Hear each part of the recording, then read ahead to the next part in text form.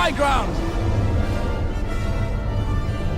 You underestimate my power!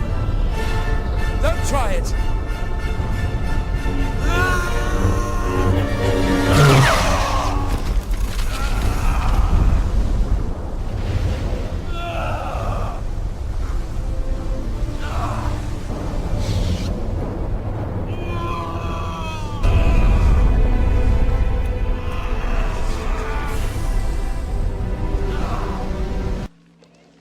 Something here for you. Your father wanted you to have this when you were old enough, but your uncle wouldn't allow it. He feared you might follow old Obi-Wan on some damn fool idealistic crusade like your father did. What is it? It's your father's lightsaber. This is the weapon of a Jedi Knight. Not as clumsy or random as a blaster. Elegant weapon for a more civilized age. For over 1,000 generations, the Jedi Knights were the guardians of peace and justice in the Old Republic. Before the Dark Times. Before the Empire.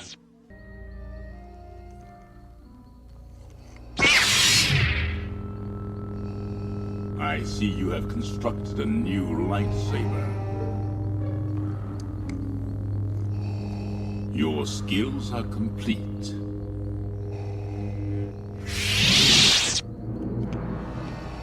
Indeed, you are powerful, as the Emperor has foreseen.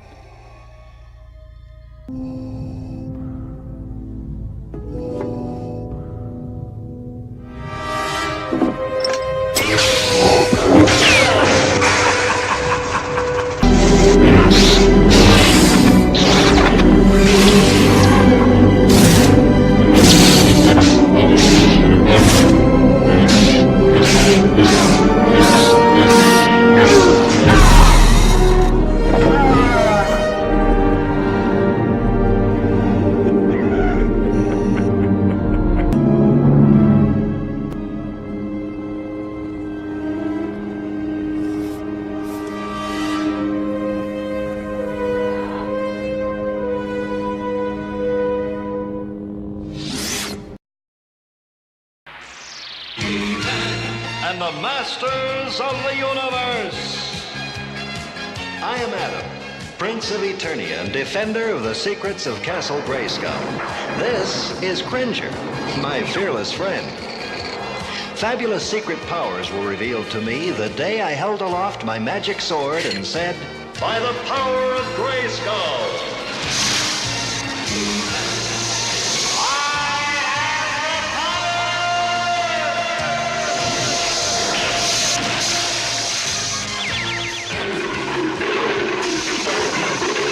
Cringer became the mighty Battle Cat, and I became He-Man, the most powerful man in the universe. Number 1. Excalibur. This is the legendary sword that belonged to King Arthur of Britain. It's claimed to have many magical powers, and is often associated with the Sword in the Stone, even though the two swords are generally considered to be separate. Its name derives from the Welsh words for hard cleaver. Legend has it that the Lady of the Lake gave Excalibur to King Arthur when he started his reign. Its blade is so bright that it's said to blind its enemies, and it has the inscriptions "Take me up" and "Cast me away" written on it. Even Excalibur's scabbard allegedly has powers, such as the ability to protect the wearer from blood loss. Hey Subfuries, so according to every fantasy writer of the last century, a hero needs a lot of things: a trusty sidekick, no sense of perspective, but most importantly, a magic sword. King Arthur was no different. His sword was called Excalibur. Now there are a couple of stories about how King Arthur got Excalibur. In the first version of the story, introduced by Robert de Boron, the sword and the stone and Excalibur are one and the same. You know the story. Little Arthur is taken from Uther Pendragon at birth and raised by a guy called Sir Ector, who turns out to be a pretty chill dude.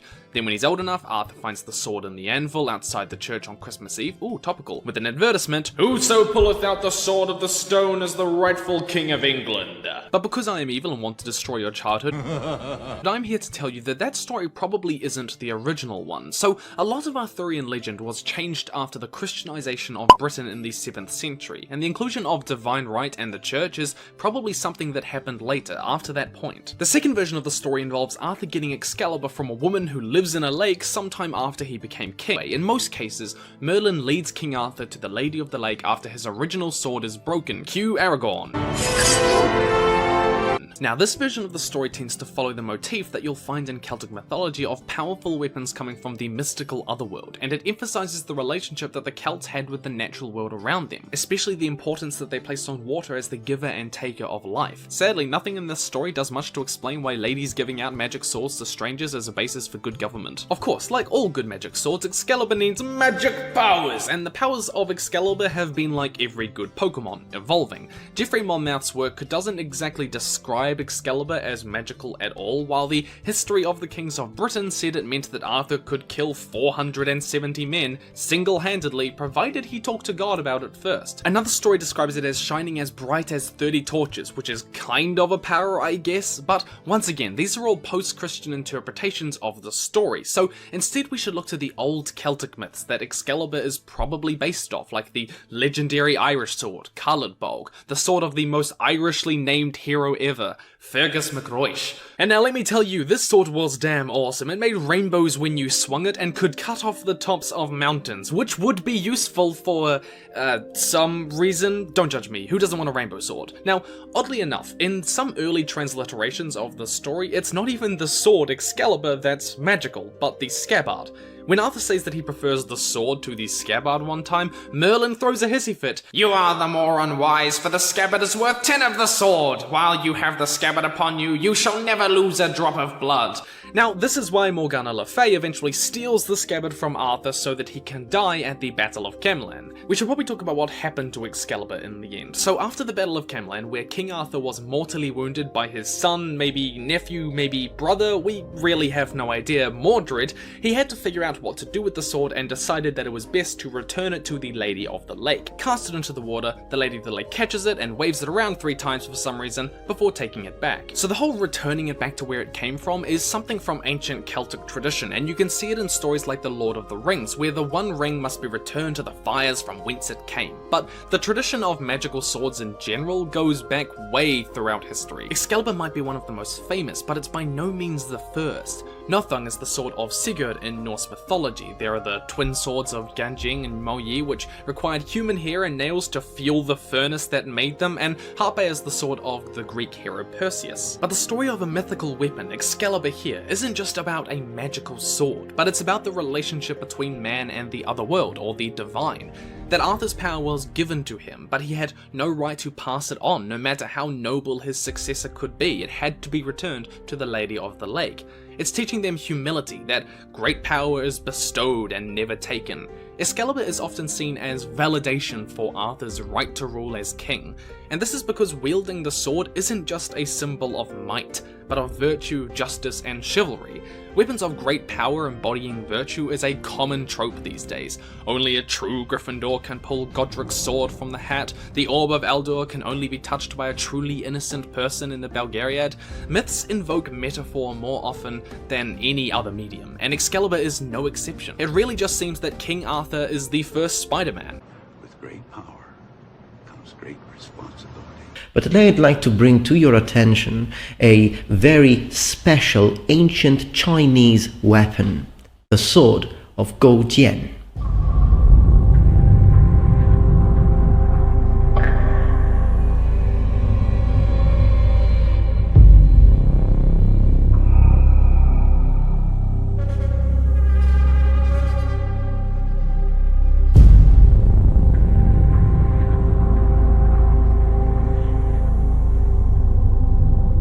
The sword is estimated to be around 2,500 years old, which is already remarkable in itself.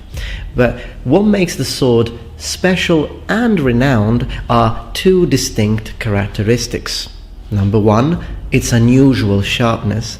Number 2, its incredible resistance to tarnish, rarely seen in artifacts so old. And according to the eyewitness account of the archaeologists that found the sword, they said that as they drew the sword, they were left speechless, as they beheld the shiny edges of the blade reflecting the dim light coming from a narrow rift on the ceiling, just like you would expect a polished blade to do. The sword of Goujian is 55.6 centimeters in length, which is 21.9 inches. The hilt is 8.4 centimeters, or 3.3 inches. The blade is 4.6 centimeters wide, or 1.8 inches at its base. The sword weighs 875 grams. In addition to that, the grip of the sword is bound by silk, with the pommel being composed of 11 concentric circles. It is possible to see 2 columns of text on one side of the blade. 8 characters to be specific, written in an ancient script. This ancient script is now known as the bird-worm seal script, literally birds and worms characters, because of the intricate decorations of the defining strokes, a variant of seal script. The seal script, which in Chinese is called Zhuan Shu, is an ancient style of writing Chinese characters that was common throughout the latter half of the first millennium BC. Initial analysis of the text deciphered 6 of the characters. Yue Wang, king of Yue, and made this sword for his personal use. In 2006, a suitcase in the attic of a well-loved and deceased archaeologist was literally saved from history's dustbin. The treasure inside? A sword, 13 centuries old. Since then, the sword has been tested extensively by the Royal Armouries and the Bambara Research Project in an effort to unlock the secrets of this rare object's hidden past. This is one of the most significant swords found by Brian Hook Taylor in his 1960s excavation.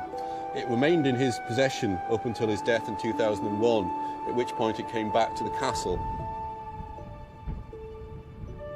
When you hold it today, it has an almost mystical quality to it.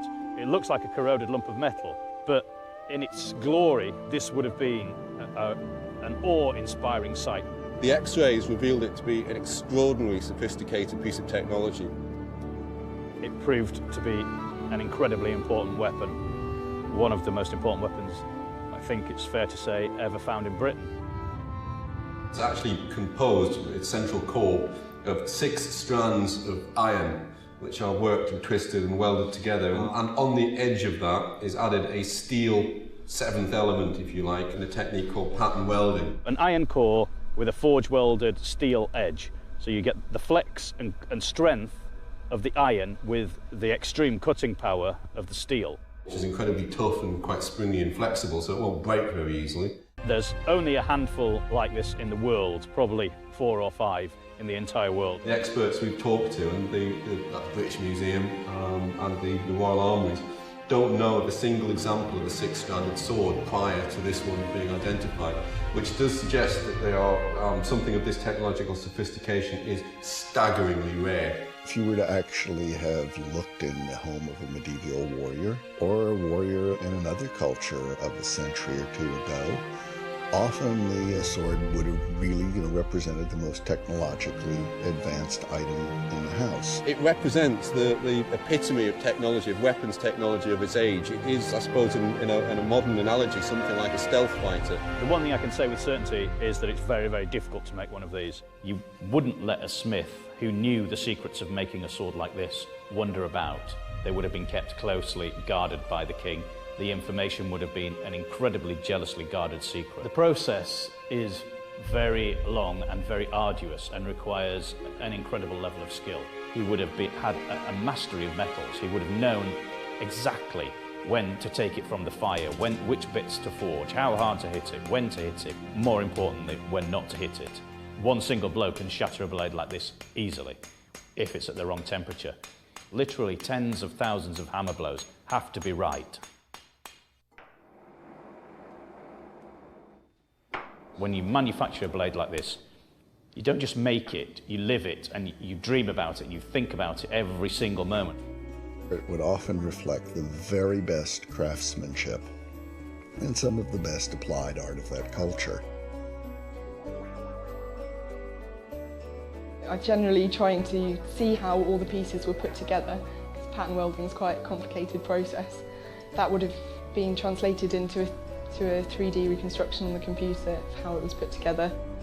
There is a cleanliness of line and an economy of weight to make it efficient, durable, as light as possible. I'm continually impressed to no end about how beautiful all these objects are.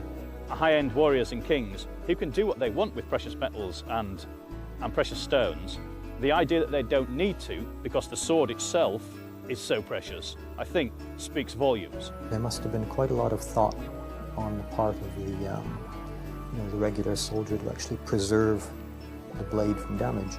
Simply to employ a person of the caliber of the individual who made this would have cost a fortune. It would have cost an absolute fortune.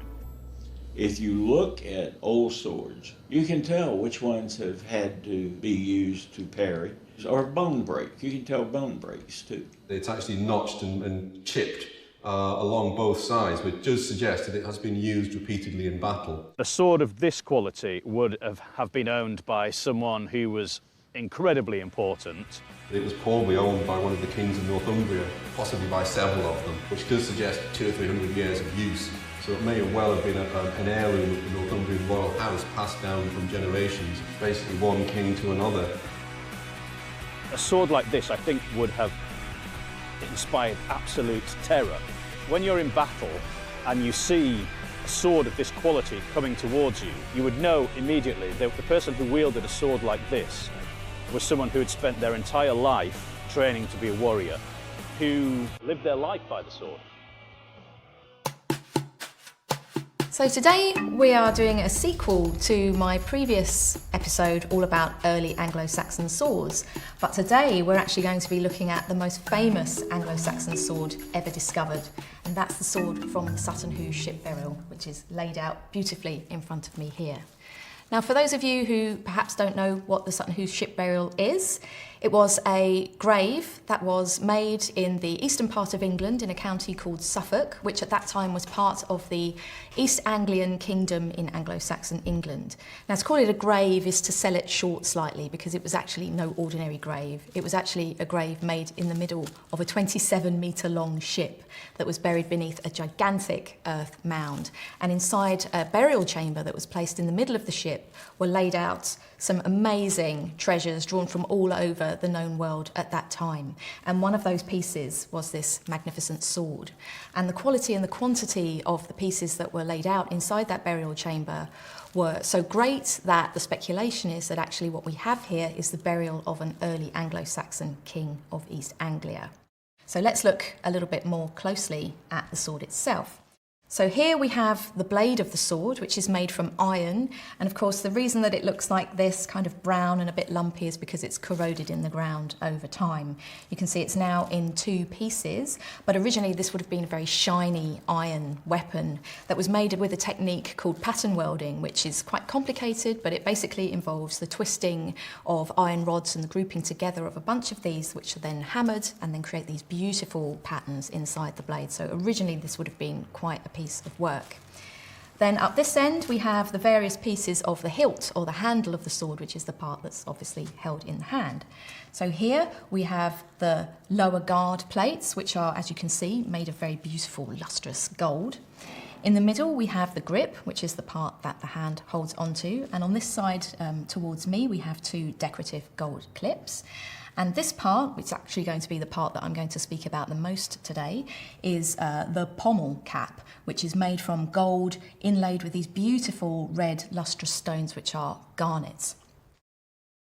Now, what's interesting about the pommel is that it actually provides us with quite an intimate detail about the person that was buried at Sutton Hoo. Although the Sutton Hoo sword pommel here looks absolutely pristine, it looks almost as if it was made yesterday, it's still very shiny and perfect looking.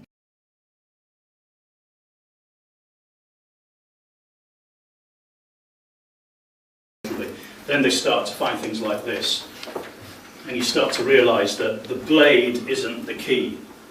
For a long time I was under the misapprehension that the blade was the important thing. And the blade, obviously, is crucial in war, but not everyone goes to war. And everyone who goes to war spends a lot of their time not at war. So they're parading around looking. So basically, if you draw your sword, that's a pretty big step to take. People don't just draw these and say, have a look at that. You don't hand your sword to someone else. They stay in their scabbard all the time, unless you're serious. So this is really the key to the mindset of the people who are using these swords. Psychotic peacocks, that's what they've been called. And they are pretty aggressive people. You're talking about a person who lives in a warband. That's what they do all of their life. They're brought up talking about war. They're brought up playing war games. The evenings, they sing songs about war. They boast about what they've done. They play chess and games like that, things about strategy. Then they'll do a bit of wrestling. Then they'll get drunk and have a fight. Then the next day, they'll get up with a hangover and have a fight. Then they'll do it all again. And that's what they do all the time in preparation for war. They might even do a bit of archery, just to vary it. So these people, that's all they do. They are locked into a warrior lifestyle. They are complete warriors. And if you want some kind of analogy, it would be like the Waffen-SS or the SAS or somebody like that. Somebody whose whole world is just war for the period where they're locked into this warrior lifestyle. You can walk away from it eventually. However, there's a catch. You can't afford one of these. No one can afford one of these swords. They are priceless, literally priceless. So you have to hope that your king or your leader will give you one. So the kings and leaders quite often will inherit them, or they'll be given them when someone walks away. So these are, you can disperse them at your will if you're a king. So you present something like this to a young warrior, that warrior owes you a debt, and that debt is completely unpayable. You cannot pay the value of that sword back. So you've got a warrior effectively for life, and if that warrior returns the sword to you, there's a huge loss of face there, it's dishonour. So they're locked into a cycle. And some warriors do eventually go off and have lives beyond war, but not all the time. And they normally get pensioned off and then get dragged back if there's a war. So it's kind of, they're locked into a weird little world where there's only 300 or 400 of them who then will go off and fight another 300 or 400 from a neighbouring kingdom or from a distance. And it's a world I think that most people wouldn't even encounter. If 300 warriors come across your land, so what? They're going somewhere else to have a fight. And even if they're having a fight on your doorstep, it makes no difference. They're not interested in you, they're interested in the other warband. And this is the reason they're interested in the other warband, because they've all got stuff like this. So if you can defeat another king or another warband, you can take all their stuff, and you're immeasurably wealthy.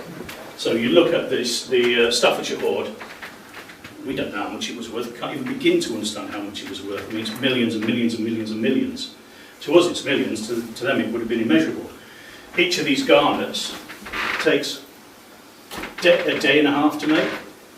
So, and they're all cut into little crystalline structures, and they're all perfectly made round little gold filigree things. And it's like one of these would take a week to make, a skilled craftsman, out of metal that's incredibly precious. So these all go on the top of your blade, and they're the bit that tell you that the warrior is a person of importance. And I think if you imagine you're in battle and you see someone coming towards you and you think you might have a fair chance, you've got a spear, you've got a shield, and then you see a pattern welded blade, and you know that all this warrior has ever done is train to kill people like you. And I think that's when you start to get frightened and think, what am I doing here? So I think the first battle's fought in the mind. And I think these elite warriors, a lot of time, they don't even have to fight. People just run away from them. If you've got any sense, you would. So I think this is all power. It's all the way that you show your power. I can afford this, or at least my overlord can. I can afford a sword blade that you haven't even seen. You know, it's ostentatious, beyond, to the thousandth. They're phenomenally important blades to the people there.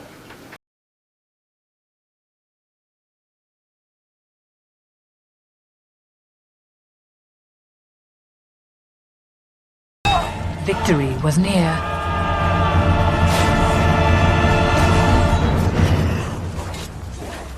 But the power of the ring could not be undone.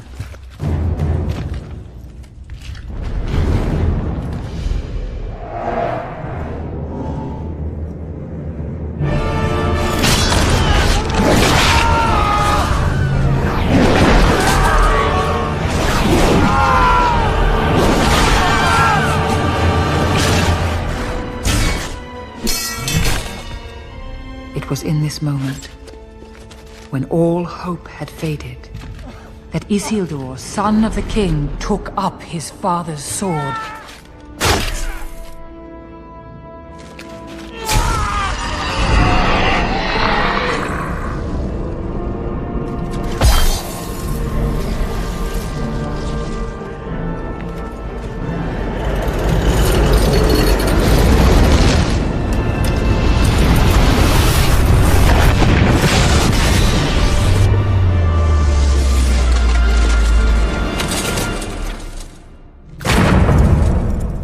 Sauron, the enemy of the free peoples of Middle-earth, was defeated.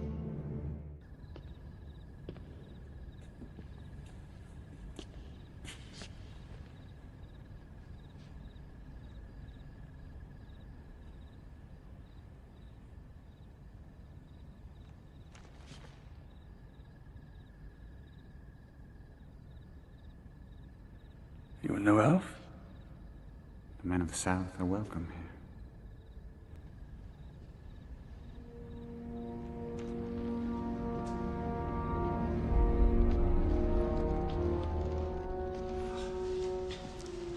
Shards of Narsil.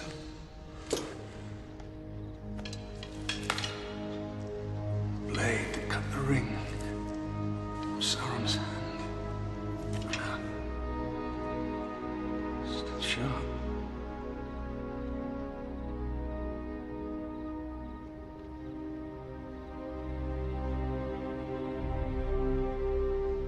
More than a broken head. Renewed shall be blade that was broken.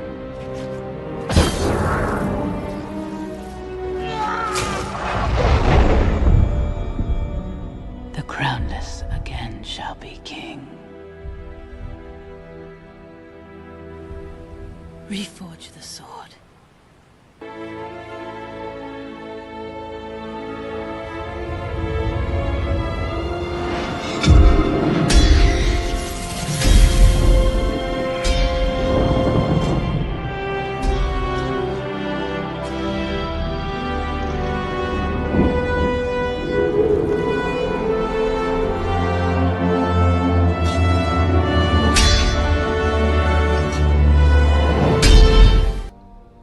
Outnumbered, Aragorn.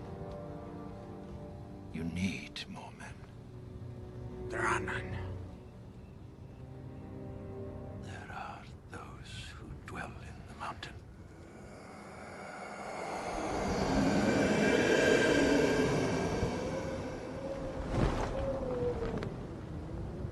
Murderers. Traitors. You would call upon them to fight. They believe in nothing. They answer to no one.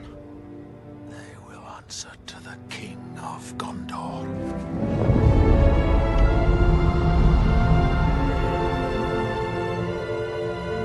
Andúril, the flame of the West, forged from the shards of Narsil.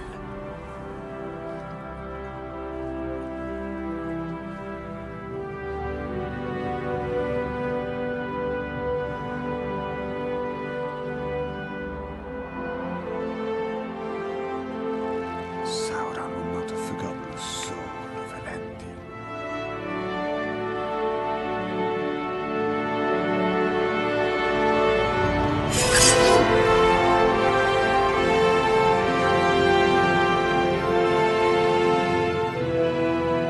The blade that was broken shall return to Minas Tirith. The man who can wield the power of this sword can summon to him an army more deadly than any that walks this earth. Put aside the ranger. Become who you are born to be. Take the Dimald road.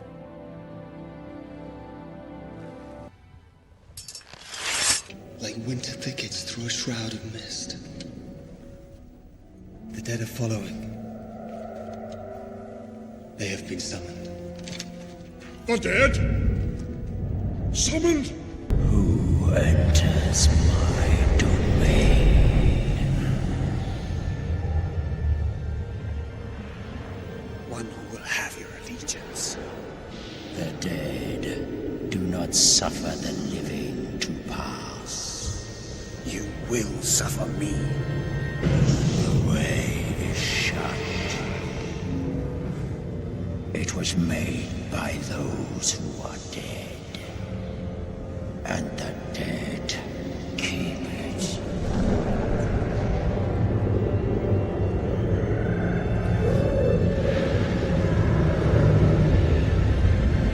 I summon you to fulfill your oath. None but the King of Gondor may command me.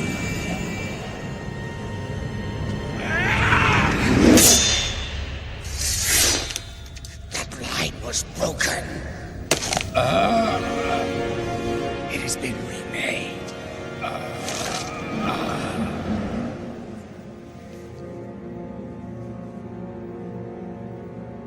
Fight for us. I am Isildur's heir. Fight for me.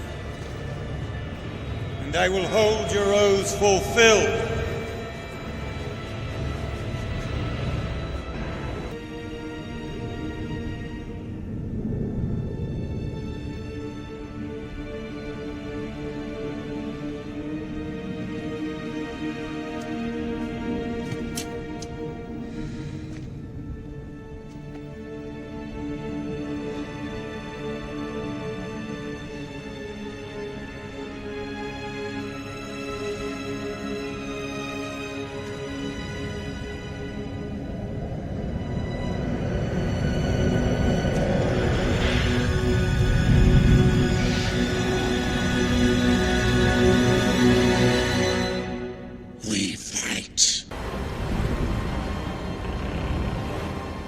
As usual! Violent scum! There's not work here needs doing! Come on, you sea rats! Get off your ships!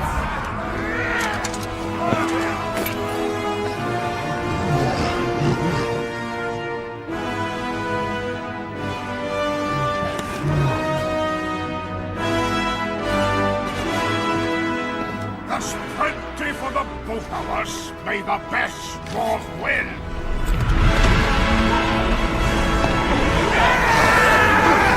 Oh,